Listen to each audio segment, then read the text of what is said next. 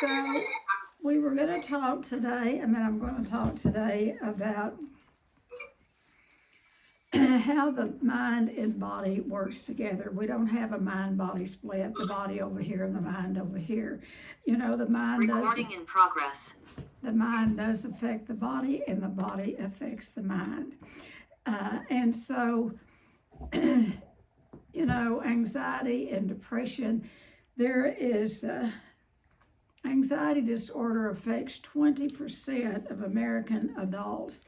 I'm wondering how many children it affects, and it's just an overabundance of fight and flight, people having that fight or flight syndrome, and not knowing what to do. And that, what that does then, it primes the body for action. When you have the anxiety, and then you get into, well, it's called fear, that fight, flight or fight. It's like, oh my God, what am I going to do? And then all of that primes the body to respond. And because how it responds, when we're stressed, the brain responds by releasing cortisol. And cortisol is nature, it's built in an alarm system, and it's what it results, it reports if there's a problem, we need to address the problem that is happening. And what happens when we have that, how we break down is in respiratory problems. Early on, when I first went into the business, I went to a workshop, and they were talking about, this was way before computers, this was way before the technology, any of the technology that we have.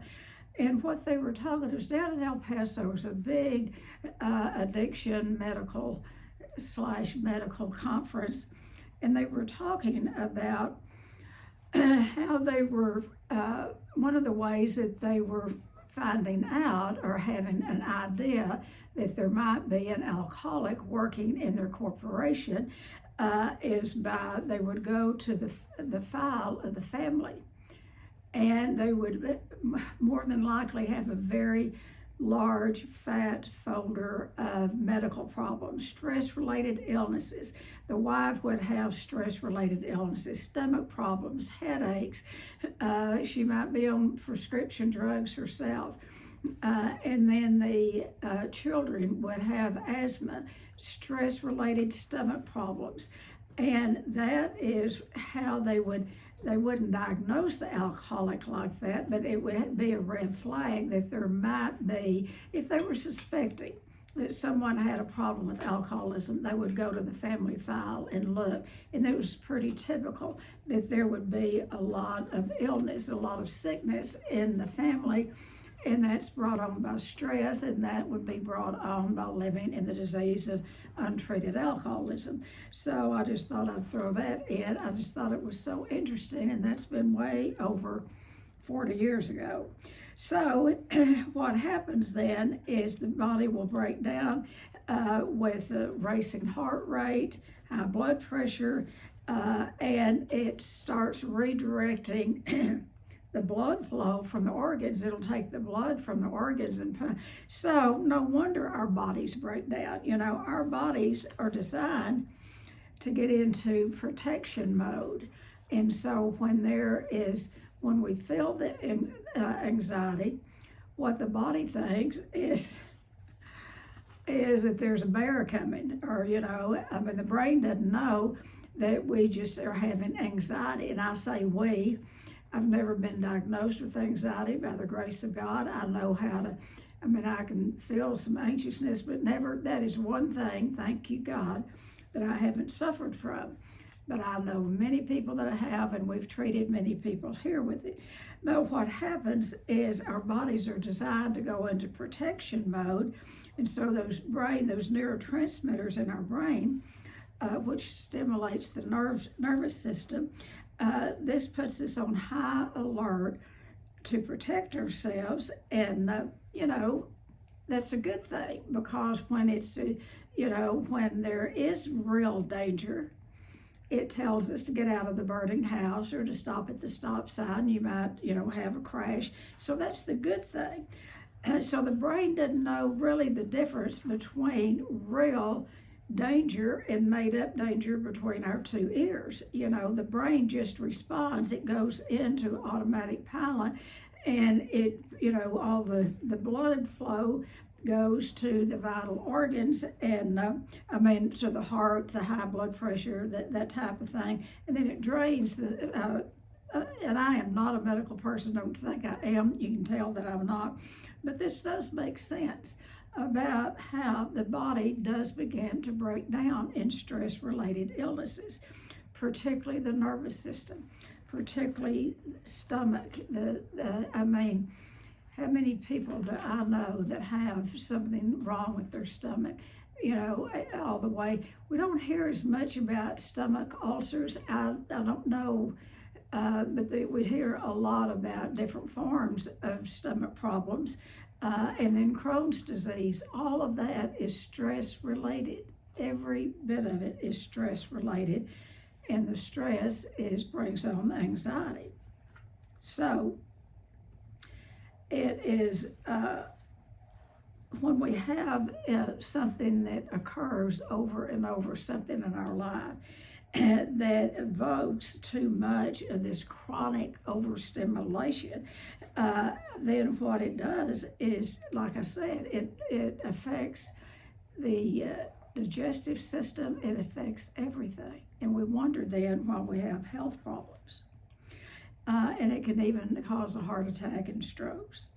Now, depression, we deal with people with depression. There's clinical depression and there's situational depression.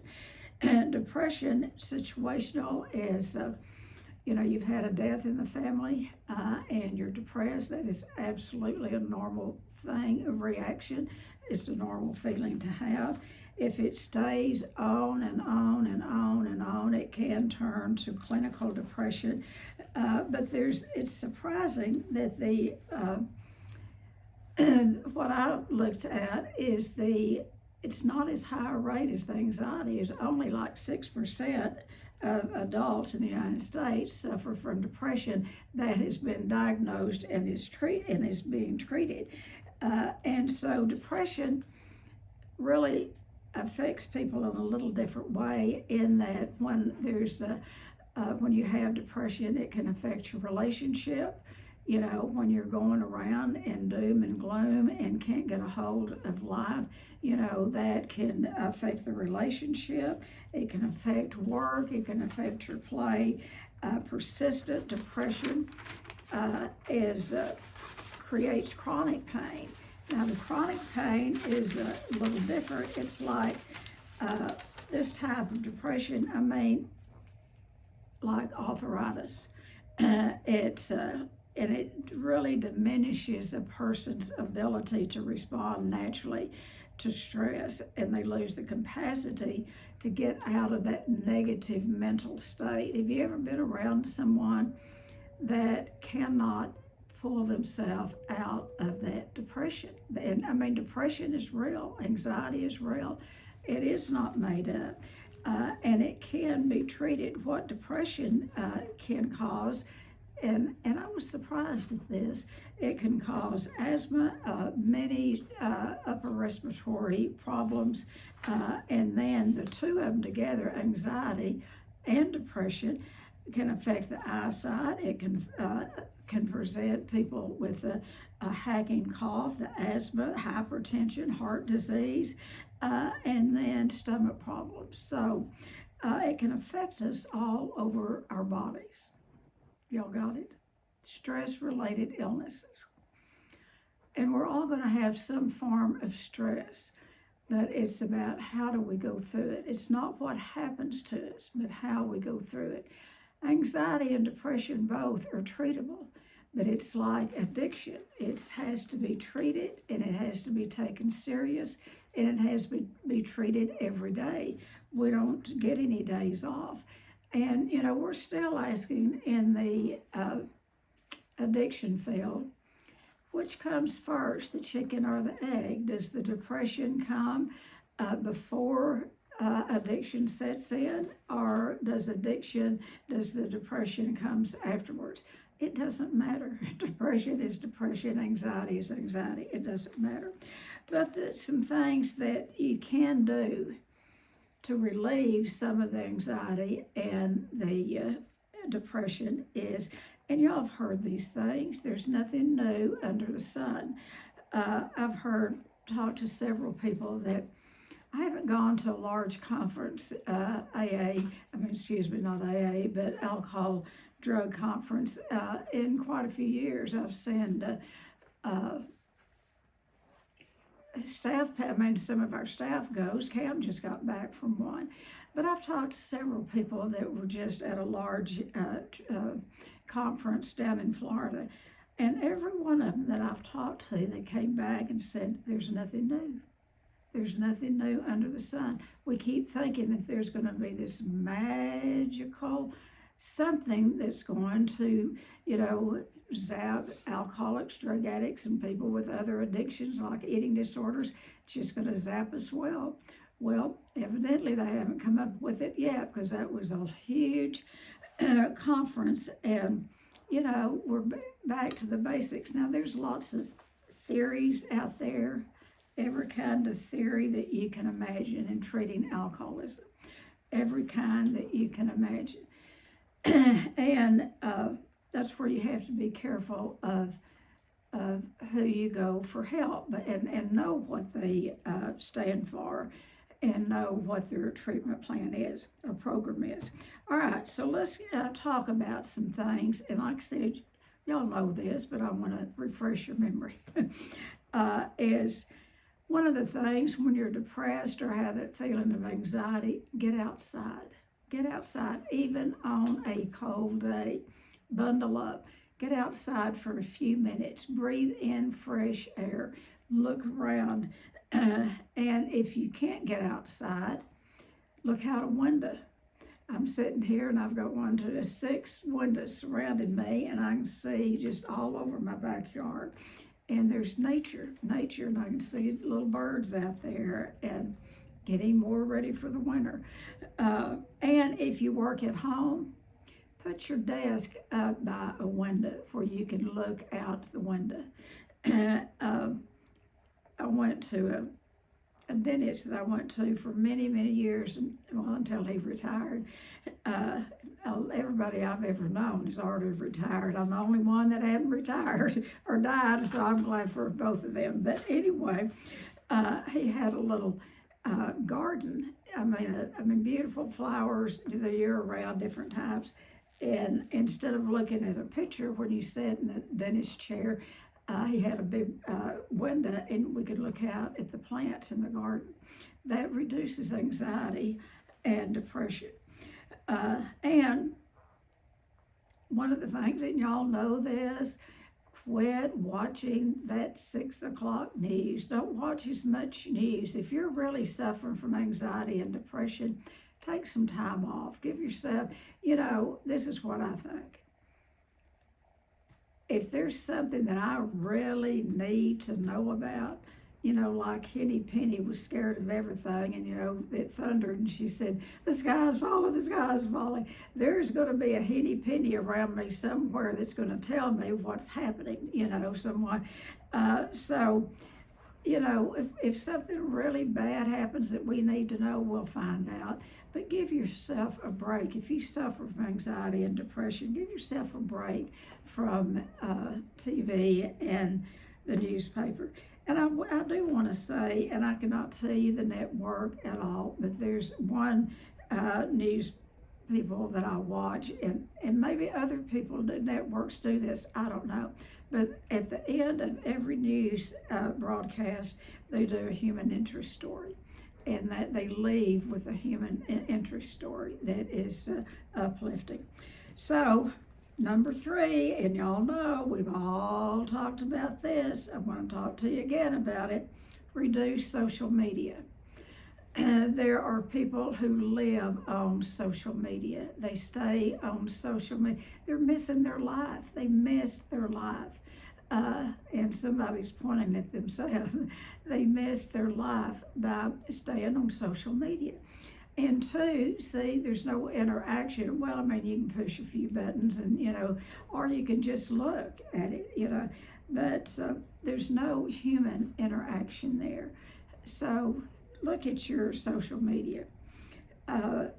We were talking about it the last time I talked about social media. So you can go on your phone and you can put on whatever, push a button, and it will keep up daily of how much time you spend on social media. I'll tell you, I don't spend much time. Every day I get kind of I spend more time on Wednesdays. But anyway, that's something to watch. And I get amazed at social gatherings, how I'll look around and everybody's got a phone. Now sometimes they're not talking on it. Sometimes someone has mentioned something and they're all looking it up on their phone So, number 4, find something to laugh about. If you really, really, really want to get out of anxiety and depression, find something or someone around you that is funny. Really, laughter really is the best medicine. In the big book of Alcoholics Anonymous, no, it's not the big book, it's in the 12 at 12 of AA. Alcoholics are grandiose, and in the early days, none of them had a lot of sobriety, but they had a lot of grandiosity, and they had these big plans that they were going to go into this town and gather up all this money and build a huge, they didn't call it that, they called it a hospital, but it was a treatment center. And anyway, the way they described it, it was plush. It was like some of the treatment centers that we have today across the country. But anyway, of course, they got into fussing and fighting, and they came up with 61 rules about how to run this 61 rules. And they sent it off to, to Bill, somebody to look over their plan. And he added Rule 62. Rule 62 in the 12 and 12 is don't take yourself so damn serious. Don't take yourself so damn serious. It woke them up. They shelved that plan to do that big treatment center, and they never built it. They went back focusing on helping another alcoholic, because that's the answer for recovery, is helping someone else. Okay, another thing, and we all know this, and we talked about it so much, when you're full of anxiety, and that means you have a lot of energy. And more than likely, people that suffer from anxiety have become human doers instead of human beings. They can do a lot. And they run circles around themselves and everyone else. No one can keep up with the pace that they work.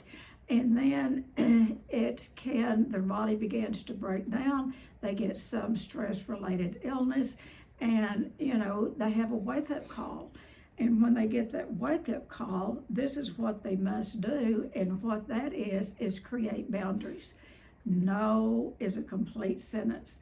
And when you've been a human doer and you do for this organization and that organization and your kids and the people next door and down the street and across the world and it is tiring. And when you stop doing that, those people that are kind of using you will drop from the wayside, and the ones that will be left are your true friends. Your true friends. And so no is a complete sentence. And that is one of the best things that people with anxiety can say. Now, people of depression, it's a little different. People with suffer depression in a lot of ways, need to start saying some yeses to get out of themselves. And I know it's hard when you have clinical depression. This is where you got to push yourself. And another thing is to journal. We all know how, journaling can help. Pen to paper, your pen your fingers, your pen to paper are two of the best tools in the program. When you put that pen to paper and you do some free-flowing writing, doesn't have to make sense, nobody's going to read it, but you just write, get all of those thoughts out. Thoughts from your brain out of your hands onto that paper. Get them out there. And then if you're writing about someone else, how you hate your husband or kids or whatever, burn it up before they have a chance to find it and read it. But do some free flowing and just put it all in there and see by the end of it if there's not some relief in that. And then practice mindfulness. Those of you that have been here know that we have you eat by mindful eating. You can do that. Mindfulness is focusing on one thing. And you try to get people full of anxiety to do that, because they are all over everywhere.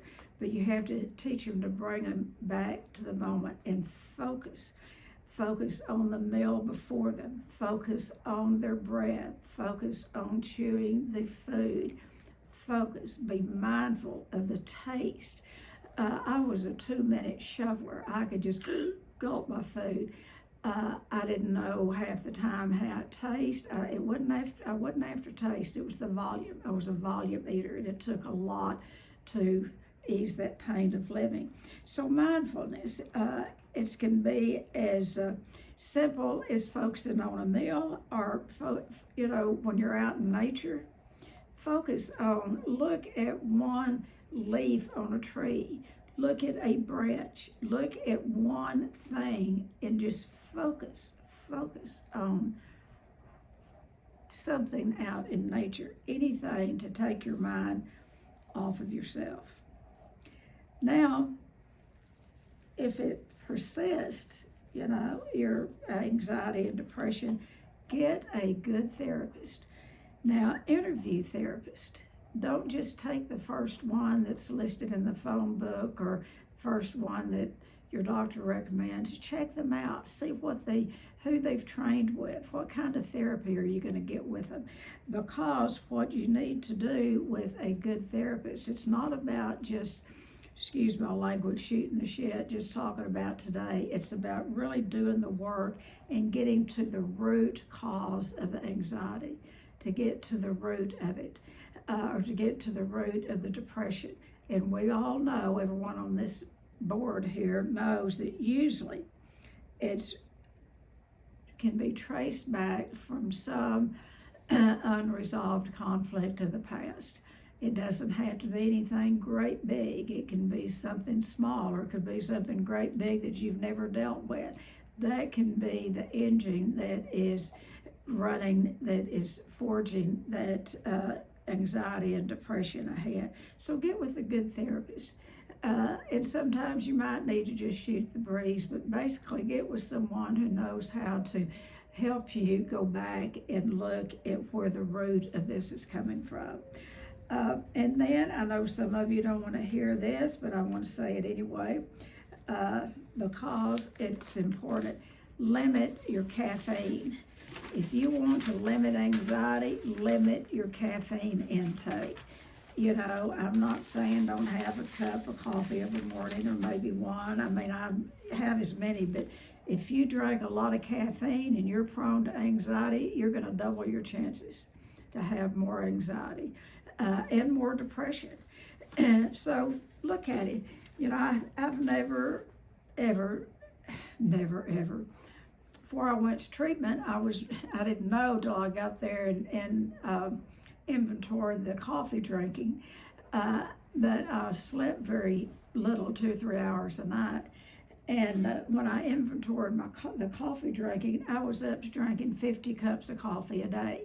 So, and if anyone had asked me, I would say, oh, I don't even like coffee. I hardly drink coffee, because we go unconscious with whatever we are doing. We just do it unconsciously. Today, I really don't like the taste of coffee. I drink very little coffee, and then after I had AFib, they've taken me off of all caffeine, and I haven't missed it. If I do drink something, it says, it's non-caffeine. So, if you smoke, quit smoking. We're going to really step on toes. But you know, we don't get as many smokers anymore. The word has either got out that we don't allow them to smoke, or that I do believe everything that we've done for years, all of the promoting of the health in the unhealthy part of smoking, I think it has done some good. I don't think that there's many smokers, but now they vape. They've gone from smoking cigarettes to vaping, but anyway, that's another story. If you do vape, you might want to look at not vaping. And then, this is simple, but it is so true: eat healthy. You know, junk food does not nourish your body. Eat healthy. Eat a balanced meal 3 times a day, maybe a snack, if you know, depending on what you need, a snack at night or in the afternoon or something if you have low blood sugar.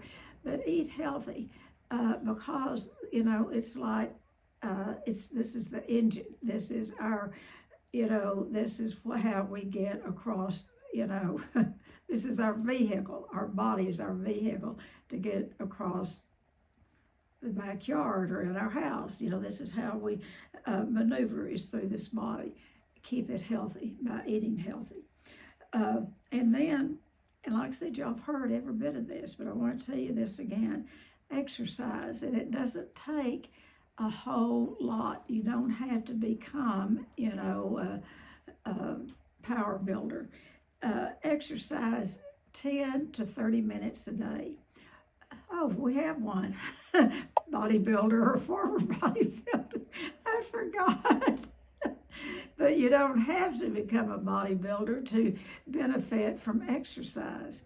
10 minutes a day will change this. That's what it will do. It will change the brain.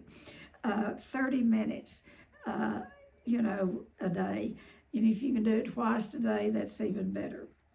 And then, if your symptoms persist, see a good psychiatrist. Talk to a psychiatrist. I would recommend there, again, do a little homework. Don't see a psychiatrist that just throws medicine at people. You know, they are designed, you know, what they do, they listen to the symptoms, and then they prescribe meds by your symptoms. And some, and y'all all know this, some psychiatrists over-medicate people. And then some, I'll tell you, the psychiatrists that are the best are the ones that's knowledgeable about addictions and really have worked with addicts. Because if you have clinical depression and anxiety, what meds can do, it won't jack you up, you know, or it won't bring you down. It will bring you up to baseline. It will bring you up to where you can feel normal, whatever normal is. And some who suffer from depression and anxiety need medication. And don't let, you know, your fear of medication or what people will think or whatever, because it's none of their business, about taking meds. But get with a good psychiatrist that understands addiction and that doesn't over-medicate people. And then they may have to try several things. One thing might not work, or you might have too many side effects. But if you have clinical depression and anxiety, you more than likely could benefit from medication. So then another one that we talk about all of the time is affirmations. And there's a specific way to do affirmations that are helpful. Any way you do them is going to help you some, but the best way is to look in the mirror in the dark part of your eye and say them to yourself in front of that mirror. And it'll go right direct into your brain. You know, and the brain is the most magnificent computer God ever made. And what we put in there, you know, junk in, junk out. You put a bunch of junk in, you know, garbage in there, that's what you're going to get. But on doing affirmations, you know, we recommend our clients to come up with 50, you know, and they have time here to write 50 simple affirmations. with not anything negative in it, just everything positive. I am healthy, I am wonderful, and it doesn't matter whether you believe them or not. The brain doesn't know the difference. It does not matter whether you believe these affirmations. You keep doing them, and after a while, the brain's going to pick them up, and you'll be amazed at how it can help. What we recommend is come up with 50 affirmations, look in the mirror 5 times a day, and read off those 50 affirmations. And do that for 2 weeks and see if anything changes. Do it for 2 weeks. This really comes from Louise Hayes. I don't know if any of you ever read any of her material, but she's big on affirmations, and I went to one of her workshops years ago, and that's where I got this. 50 affirmations 5 times a day in front of the mirror in the dark part of your eyes, and it will take very little time. It sounds time consuming, but it's not. Okay, so for those and every one of you, I believe on this screen, are members of some 12-step fellowship. I want to tell you one of the most important things that I want to leave you with, as far as talking about this, is Bill W., 16 years sober. When he sobered up, he had,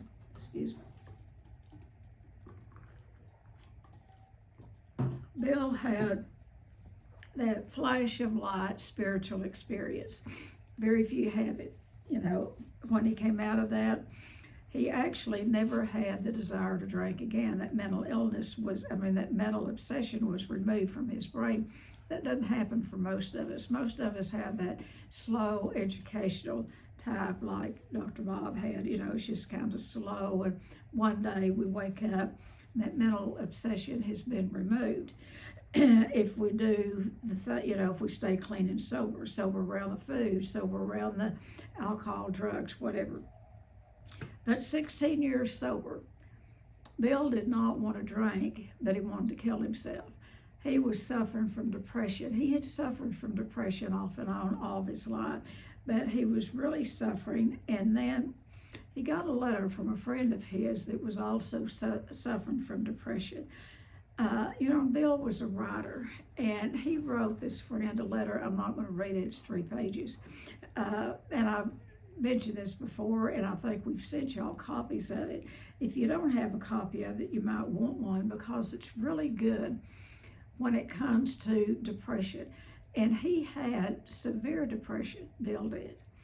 And that's one of the reasons that he kept drinking, because he would sober up and that depression would hit him so bad it'd take him back. Of course, he was an alcoholic. It would relieve him for a while.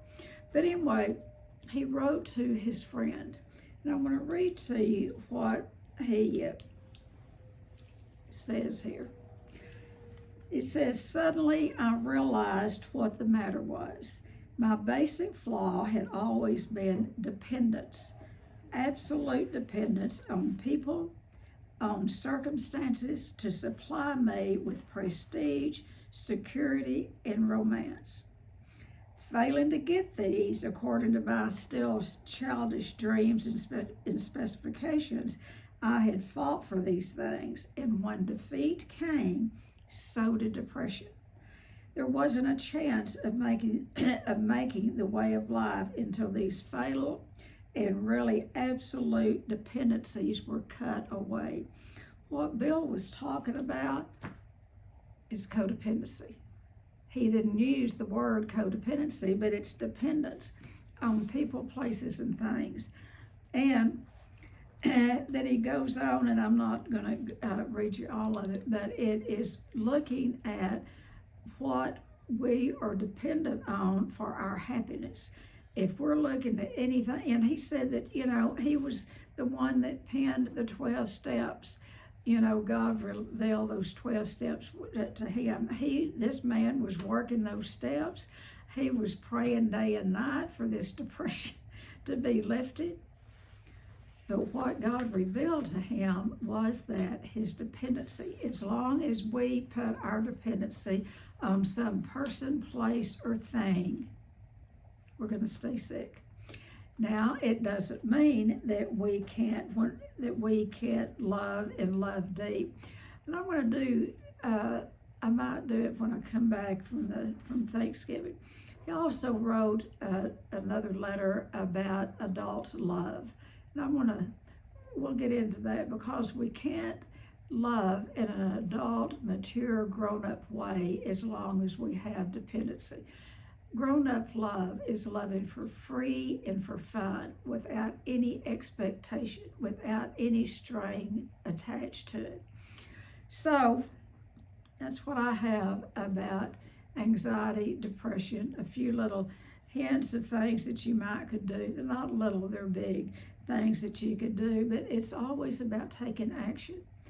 Whether we have an eating disorder or alcoholism, drug addiction, codependency, it is about taking action. And, I started out in the drug alcohol field, and we would see people get well. I mean, we would see them get better, get not well, but we would see them get sober from a drug, alcohol, or drugs. And then it wouldn't be long, a couple of years, we'd hear back if they didn't relapse. Many of them would relapse those first couple of years. If they didn't, they were having a bad time. And what we know today is that they had that codependency, that childhood that they had never looked at. And in straight drug alcohol treatment, we were told we couldn't do any of that. It was strictly drugs and alcohol. Today it's different. I think most treatment centers do have people to look at their history and see where all of this started. The reason that we're addicts is because we have the brain chemistry and the body chemistry of an addict.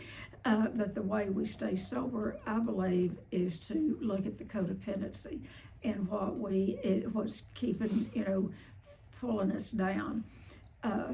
So that's why we do the intensive. There's a lot of people who come through treatment and they do great, and then they hit a rough spot. They don't need to come back to treatment, but they need to work on, have a piece of work to do. Maybe they've gotten into a relationship and that almost took them into relapse. One of the things that I did early on, and then I'm going to close, and I was thinking about this morning, how my codependency played itself out early on, is that when I was early in the program, my mother was an alcoholic, and I became her mother, and I became her caretaker. And I would surround myself, I'd always have at least one older woman that it would start out she was going to sponsor me. And then it would turn out that she had so many needs. And then I would start helping take care of her physical needs, or whatever she needed. I would get as attached to her as I did my mother, and I'd recreate that same scenario. And then what I would get addicted to, I would get addicted to her dependency on me. That is codependency. That is how I would feel good about myself, is taking care of someone else. And who did I leave in the wayside? That was myself. So I remember a speaker, that Jim W., I don't know if any of y'all ever heard him or even remember, but he was a circuit speaker in AA. And he came to our home. He came to Abilene to speak at a conference, and then he was in our home, and we had this big party, had a bunch of the speakers and their wives out. And he was out by the pool speaking, just visiting with people. All the AAs were out there. I think I was the only Al-Anon there, and I was in the kitchen, cooking and getting food ready and, working, all that. All the women were out gathered up around him listening to him. He came in there and he said, "What are you doing?" And I said, "Well, I'm trying to get this food out for everyone." And he took me by the hand and took me out there and made me sit by him, and had those women to go in, and of course that was hard, one of the hardest things I've ever done, to go in and finish preparing the meal. And he told me, he said, I bet your mother was an alcoholic. And I said, yeah, she was. And he said, AA women will sap the life out of you if you let them, because they're needy. They're needy until they get in good recovery. And he said, you're helping them stay sick by doing all of this. You know, you're a human doer. So anyway, that's just a little thing that flashed into my mind this morning, that I kept recreating that same scenario until I got into codependency treatment. I didn't get that in Al-Anon. I mean, I got a lot of recovery in Al-Anon, but I kept surrounding myself with needy people that needed me, so I feel good about myself. Until I found some codependency treatment, and that was way after I went to treatment, or is when I went to treatment for my eating disorder. Okay, so that's what I have. Do any of you suffer from anxiety or depression?